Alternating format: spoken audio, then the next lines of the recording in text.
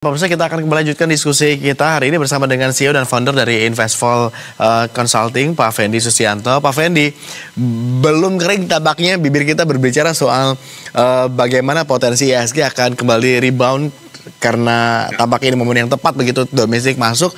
Ternyata benar apa yang Anda prediksi, Pak Fendi. Pagi ini IHSG rebound hingga 0,6 sekian persen begitu ya. Sektor perbankan bahkan BBCA khususnya ini naik hingga 2,33% nih. Bagaimana Anda melihat ini? Ya, karena memang karena sudah relatif tertekan ya, profit taking sudah terjadi pada kisaran indeks 700 dan sekarang level 550 dan indeks tentu saja kecenderungannya lebih menguat karena saham-saham yang di garda terdepan tadi sudah sangat murah sehingga mereka banyak melakukan akumulasi kembali karena mereka sangat rasional lihat bahwa intrinsic value-nya masih atraktif. Tadi kalau menurut kami ada potensi upside-nya masih 17% sampai 19% di tahun ini.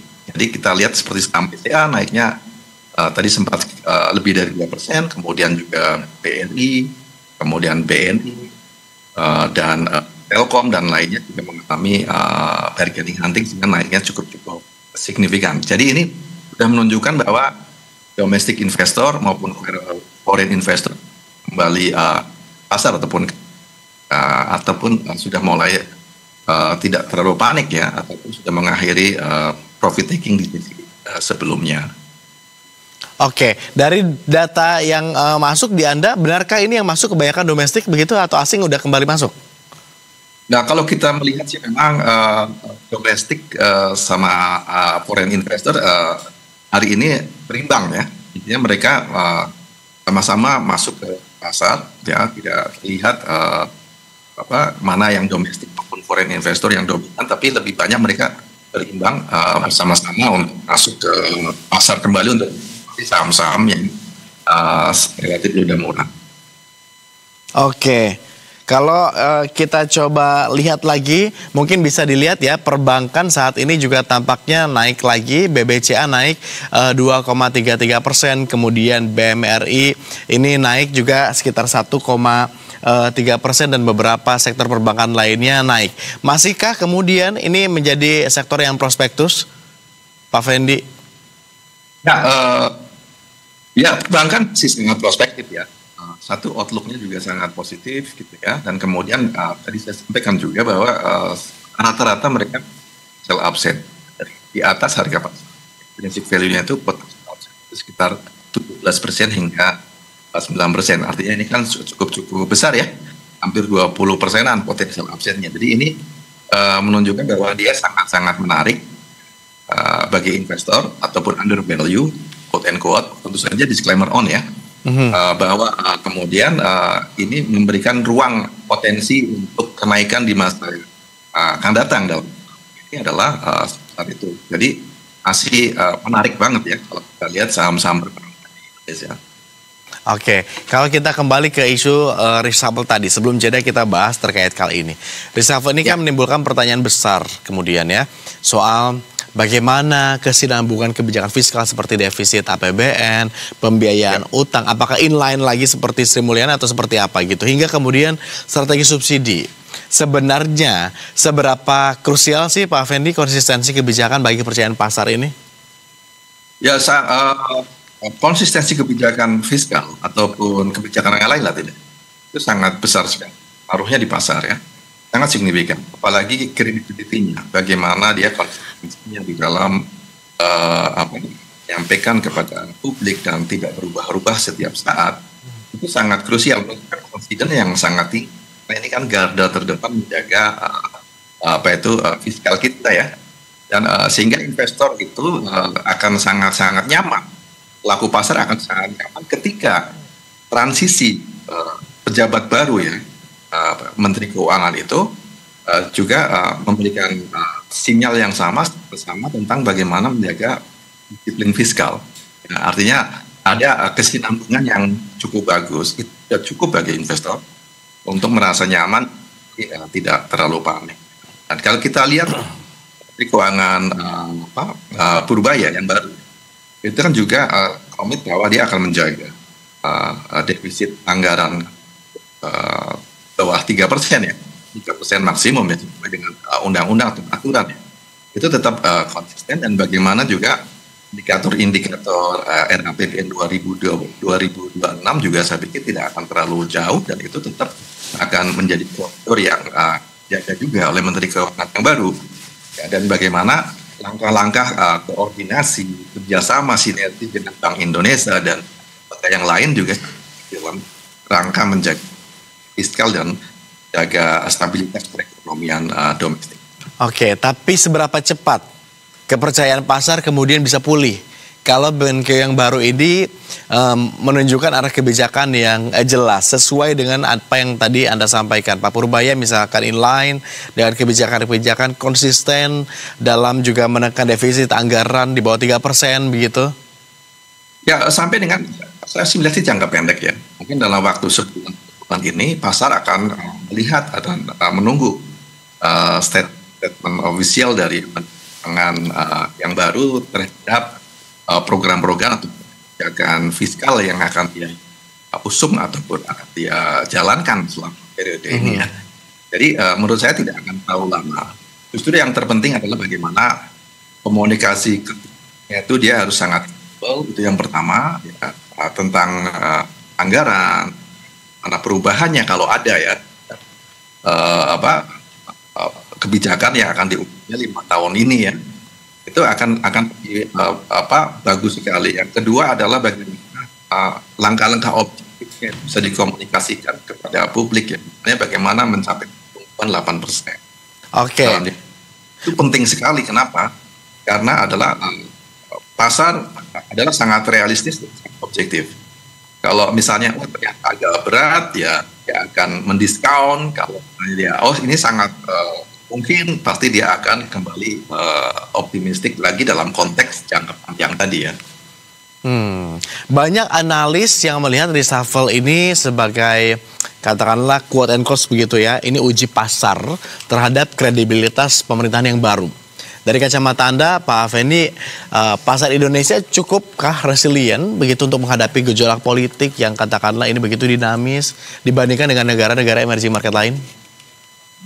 Kalau saya melihat itu ya, berdasarkan historisnya juga dan kemudian berdasarkan ketahanan atau kekuatan yang ada di diri, saya pikir sih kita sangat resilient. Artinya apa? Hanya terjadi gejolak politik. Sebagainya, saya sih melihat itu masih sangat manageable. Artinya masih bisa dikelola dengan sangat baik oleh pemerintah, sehingga tidak sampai misalnya kejadian yang ada di negara lain tidak perlu disebutkan ya, bahwa kita melihat sih secara historis dan secara siapan ataupun kita itu cukup baik untuk mengelola semua itu ya. Dan kalau kita lihat ekonomi, ketertarikan investor terhadap Indonesia juga sangat tinggi. Kenapa? Ya sebut saja compare to India, kita masih sangat bagus sekali dibandingkan dengan India katakanlah ya. Negara-negara lain bahwa investor melihat bahwa investasi di Indonesia baik maupun di bond market atau bahkan direct investment itu masih sangat menarik mereka. Mungkin poinnya adalah dari foreign investor karena memang gejolak politik di Indonesia itu sedang meningkat. Nah itu tadi ya, ada faktor-faktor lain selain faktor makroekonomi global, tentu ada faktor politis. Seberapa besar kemudian faktor politis ini berpengaruh? Mungkin kita akan bahas lebih lanjut nanti Pak Fendi usai jeda. Jadi pemirsa tetaplah bersama kami kembali sesaat lagi. Terima kasih Anda masih bersama kami di Investor Market Opening bersama saya Agung Hardiansyah, dan kita akan kembali lanjutkan diskusi kita pemirsa bersama dengan CEO dan founder dari Finvestal Consulting, Pak Fendi Susianto. Pak Fendi, tadi kita sudah sempat simak bahas sedikit begitu ya, seberapa besar kira-kira faktor politik dalam reshuffle ini berpengaruh begitu dibandingkan faktor makroekonomi global? Ya saya pikir sih up and down ya. Saat ini kalau kita lihat faktor politik bandingan ekonomis ya, sejak sebelum kerusuhan sebut saya tanggal 25 Agustus yang lalu sampai sekarang itu relatif tinggi ketimbang faktor ekonomi.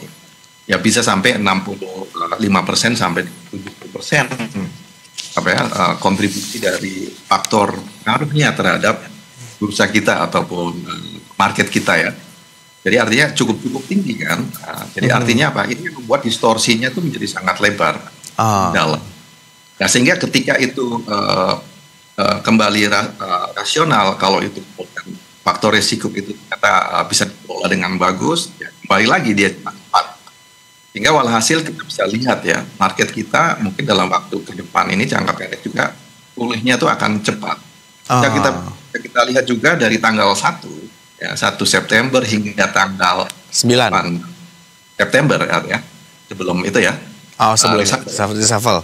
Kan kenaikan indeks itu sampai ke level 388 poin. Jadi artinya sangat-sangat besar juga. Nah, kemudian 8 sampai dengan tanggal kemarin itu turunnya 300 poin. Sebenarnya ini terjadi negative bias ya.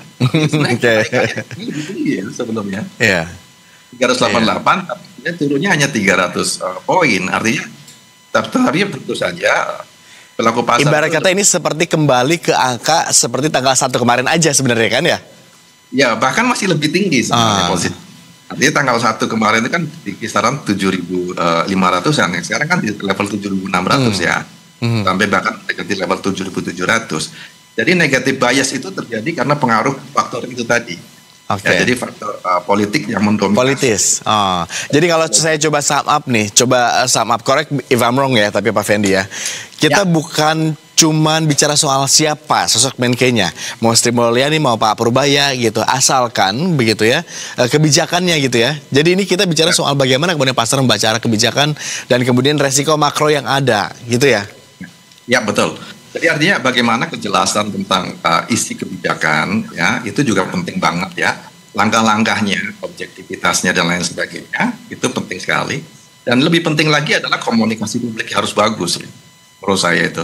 Kenapa? Karena itulah sumber informasi yang diperoleh officially dari investor from time to time untuk melihat bagaimana arah kebijakannya. Jadi artinya pasar kan selalu sangat dinamis ya. Jadi ketika kemudian statementnya tidak membuat dia tidak pasti lagi, ya akan berpengaruh besar terhadap pasar. Jadi komunikasi publik itu juga sangat penting ya, yang dilakukan oleh Menkyu yang baru. Ya. Dia harus sangat kredibel dan kemudian dia harus sangat konsisten dan konstruktif ke depannya. Sehingga apa? Sehingga apa yang akan program yang akan dibawa itu akan betul-betul memperoleh akseptansi yang sangat tinggi dari pasar dalam konteks pasar ya, bahwa ini data-datanya sangat kredibel untuk melihat future prospect of the stock. Oke, kita nantikan kalau begitu kita lihat seperti apa begitu nanti way of communication kemudian juga kebijakan-kebijakan ditelurkan oleh Menko yang baru begitu ya. Tapi terakhir mungkin singkat saja Pak Fendi dari sudut pandang Anda sebagai CEO dan juga founder dari Investful Consulting begitu. Kalau Anda mesti memberi pesan begitu singkat untuk menenangkan investor yang tampaknya saat ini walaupun sudah rebound begitu ya, udah banyak yang meningkat tadi beberapa sektor juga, tapi ada aja yang masih panik begitu. Kira-kira hal utama apa yang perlu mereka pegang? Nah, saya melihat sih bahwa yang perlu dilihat adalah konten dari informasi ya, yang diusung programnya oleh Menteri Keuangan yang baru, siapapun dia. Ya, kebetulan sini adalah Pak Purbaya ya yang pegangnya. Bagaimana kontennya, bagaimana dia menjaga kebijakan disiplin fiskalnya, bagaimana dia menjalankan dengan dan lembaga, bagaimana dia membuat kebijakan yang mengarah pada terjaganya pertumbuhan ataupun target pertumbuhan yang dicanangkan pemerintahan Prabowo ya. Jadi ini akan sangat penting dan bagaimana juga langkah-langkah untuk kebaruan yang mengarah pada yang lebih bagus lagi dengan yang mungkin akan menjadi sangat penting sekali. Dan kita sih confident ya, siapapun Menteri Keuangan itu tidak akan kimen inilah yang harus kita lihat kecil sebenarnya. Ya, karena pada akhirnya kemudian kontrol itu ada banyak, tidak hanya dari keuangan. Jadi itu pasar harus melihat itu. Baik. Kita perlu kontrak gitu. Terima kasih. Baik. Terima kasih Pak Fendi sudah berkenan bergabung bersama kami berbagi insight pada pagi hari ini, tapi hopefully ya kita lihat nanti ya bisa terus rebound, bisa terus menguat hingga penutupan perdagangan sore hari nanti. Selamat kembali beraktivitas Pak Fendi. Sama-sama, terima kasih. Sehat-sehat Pak Fendi.